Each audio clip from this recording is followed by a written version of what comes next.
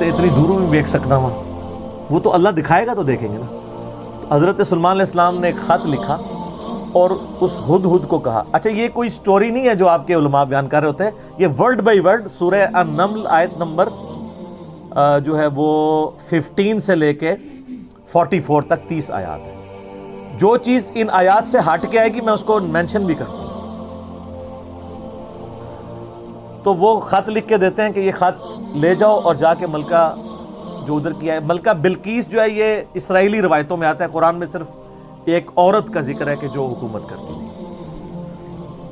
اور خط اس کو دے کے پھر دیکھنا اس کا کیا جواب دیتے ہیں۔ ہدہد جناب لے کے خط پہنچا ہے اور جا کے اب ہدہد ایک خط لے کے آ رہا ہو اور ملکہ کے وہ جا کے بیڈ روم میں سیدھا جا کے لینڈ کرتا ہے، کوئی سیکیورٹی گارڈ کوئی کچھ نہیں روک سکتا، وہ کھڑکی سے آ کے اس میں لینڈ کر کے سامنے لا کے اس کے خط پھینکتا ہے۔ تو حضرت سلیمان علیہ السلام کا خط وہ کھولتی ہے تو وہ اس خط میں تو 2 ٹوک جملے لکھے ہوتے ہیں، انہ من سلیمان و انہ بسم اللہ الرحمن الرحیم، اور تم سر تسلیم خم کر کے فوراً میرے پاس حاضر ہو جاؤ۔ بس یہ 2 لائنوں کا ایک جملہ ہوتا ہے۔ جب وہ اپنے سرداروں سے مشورہ کرتی ہے تو وہ کہتی ہے میرے پاس ایک معزز خط آیا ہے، اور یہ معزز خط سلیمان کی جانب سے ہے، انہ من سلیمان، سورہ النمل آیت نمبر 30۔ یہ واحد مقام ہے جہاں سورت کے اندر بسم اللہ شریف آئی ہے۔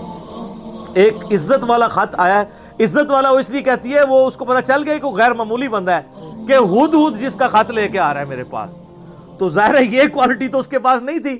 کہ یہ کوئی کتنا بڑا بادشاہ ہے کہ جس کو اللہ نے یہ حکومت دی ہے کہ جانوروں میں بھی اس کی حکومت ہے۔ تو وہ کہتی ہے کہ ایک معزز خط میرے پاس آیا ہے جو سلیمان کی جانب سے ہے اور وہ اللہ کے نام سے شروع ہو رہا ہے۔ اس سے یہ سنت ٹھہری کہ جب آپ کوئی خط لکھیں کسی کو تو بسم اللہ سے اس کا آغاز کریں، اور اس میں یہ ہے کہ سر تسلیم خم کرو اور میرے پاس حاضر ہو جاؤ۔ تو وہ اپنے سرداروں سے کہتی ہے کہ میں تمہیں پتہ ہے کہ میں کوئی کام اس وقت تک نہیں کرتی جب تک کہ میں مشورہ نہ کر لوں، ہر معاملے میں تم سے میں مشورہ کرتی ہوں۔ قوم سبا کی وہ ملکہ تھی، تو مجھے بتاؤ تم مجھے کیا مشورہ دیتے؟ تو سردار تو آپ کو پتہ ہے جو ان کی تو ایک خاص جنگجو نیچر ہوتی ہے، انہوں نے کہا ہم تو بڑے طاقتور ہیں، بڑے زور آور ہیں، ہم ہر طرح کے بادشاہ کا مقابلہ کر سکتے ہیں، آپ ہمیں حکم دیں دیکھی جائے گی۔ لیکن وہ تو سمجھدار ہوتی ہے نا، جس میں مجھے بھی آگے لوگ پھونک چڑھا رہے ہوتے ہیں، لیکن جو بندہ ڈرائیونگ سیٹ میں بیٹھا ہوتا ہے اس کو پتہ ہوتا ہے کہ کام کو کس حکمت سے لے کے چلنا ہے۔ تو وہ ملکہ کہتی ہے کہ اس کو تو اندازہ ہو گیا کہ یہ کوئی عام بندہ نہیں ہے، ان کی ساری پھوپھا نکال دے گا وہ۔ تو وہ کہتے ہیں کہ وہ ملکہ آگے کہتی ہے، اس کے الفاظ اللہ تعالیٰ نے نقل کیے، وہ کہتی ہے کہ یاد رکھنا بادشاہ جب کسی ملک میں داخل ہوتے ہیں نا تو وہاں کے شرفاء کو ذلیل کر دیتے ہیں، تو یعنی یہ جو ہمارے پاس ملک ہے یہ بھی ہمارا چھن جائے گا، ہم میں یہ طاقت نہیں کہ ہم اس شخص کا مقابلہ کر سکیں۔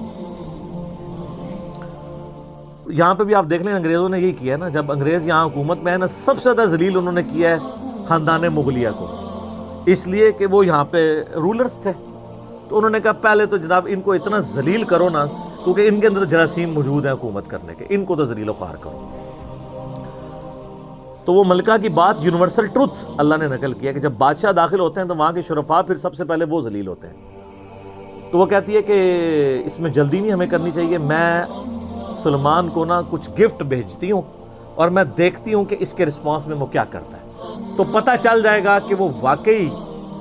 ایک دنیا دار بادشاہ ہے یا اللہ کا ریپریزنٹیٹو ہے۔ یہ اس نے چیک پوائنٹ رکھا کہ اگر دنیاوی بادشاہ ہوا تو دنیاوی بادشاہ پرانے زمانوں میں دوسرے ملکوں پہ کیوں حملہ کرتے تھے؟ تاکہ ان سے ان کی دولت ہتھیائیں۔ تو اگر ہم جزیہ دینے پہ آمادہ ہو جائیں اور سالانہ ہم ایک رقم مقرر کر لیں گے اتنا آپ کو ٹیکس یا جزیہ دیا کریں گے تو وہ ٹل جائے گا۔ تو وہ بڑے زیادہ تحائف دے کے نا ایلچی روانہ کرتی ہے سلیمان علیہ السلام کے پاس، اور وہاں پہ سلیمان علیہ السلام کے پاس جب وہ ایلچی پہنچتے ہیں تو سلیمان علیہ السلام تو اسٹریٹ فارورڈ ان کو جواب دیتے ہیں کہ مجھے جو کچھ اللہ نے دیا ہے تمہاری یہ دنیا کی حقیر دولت اس کے مقابلے میں کچھ نہیں ہے، مجھے تو اللہ نے کیا حکومت دی ہوئی ہے۔ تو بلکہ سورہ نمل میں اللہ تعالیٰ نے ان کی دعا بھی نقل کی ہے، سلیمان علیہ السلام کہتے ہیں اللہ مجھے ایسی حکومت دینا جو میرے بعد پھر کسی کو نہ ملے۔ اور انسانی تاریخ میں سلیمان علیہ السلام سے بڑا بادشاہ نہ ان سے پہلے کو گزرا ہے نہ بعد میں، جس کو اس لیول کی اللہ تعالیٰ نے حکومت دی ہو. تو وہاں پہ جب ایلچی پہنچتے ہیں تو وہ ان کو اسٹریٹ فارورڈ جواب دیتے ہیں اور ان کو واپس کر دیتے ہیں کہ جاؤ اور اپنی ملکہ کو بتا دینا کہ اب ہم وہ لشکر لے کے آئیں گے جس کی تاب تمہارے لشکر نہیں رکھ سکتے، انتظار کرو ہمارا. تو وہاں سے چلے جاتے ہیں، وہ تو چلے جاتے ہیں اور سلیمان علیہ السلام کو پتا ہوتا ہے کہ وہ مطیع ہو کے ہی آئے گی، کیونکہ وہ سمجھ گئے ہوتے ہیں کہ اس نے یہ جو ڈیسیژن کیا ہے وہ کیوں کیا. اب یہ فاصلہ آلموسٹ 2000 کلومیٹر کا ہے. قوم سبا آباد تھی یمن میں اور حضرت سلیمان علیہ السلام یروشلم میں بیٹھے ہوئے تھے، بیت المقدس ایلیا شام کے اندر. آلموسٹ 2000 کلومیٹر کا یہ فاصلہ ہے. تو آپ سمجھ لیں یہ فاصلہ طے کرنے کے لیے بھی 40 سے 50 دن پیدل چاہیے.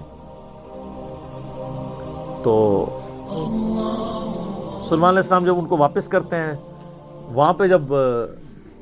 واپس خط پہنچتا ہے تو ظاہر ہے ملکہ تو پہلے ہی اس کو سمجھ آ گئی ہوتی ہے کہ کوئی عام بندہ نہیں ہے. تو ملکہ یہ ڈیسائیڈ کرتی ہے کہ میں خود سلیمان کے پاس جاؤں گی، کیونکہ اس خط میں پہلے میں کیا لکھا تھا کہ مطیع ہو کے میرے پاس حاضر ہو. سر یہ بادشاہ کا آپ لیول دیکھیں کہ دوسرا بادشاہ جنگ بھی نہیں کرنی پڑ رہی، سیدھا وہ خود حاضر ہو رہا ہے. خیر اس بات کو کچھ عرصہ گزر جاتا ہے. جب اس کا لشکر آنے کے 3-4 دن یا کچھ دن باقی رہ جاتے ہیں نا، تو سلیمان علیہ السلام اپنی مجلس میں بیٹھے ہوتے ہیں. تو سلیمان علیہ السلام اپنے درباریوں سے کہتے ہیں کہ وہ جو بلقیس ہے وہ مطیع ہو کے میرے پاس آنے والی ہے.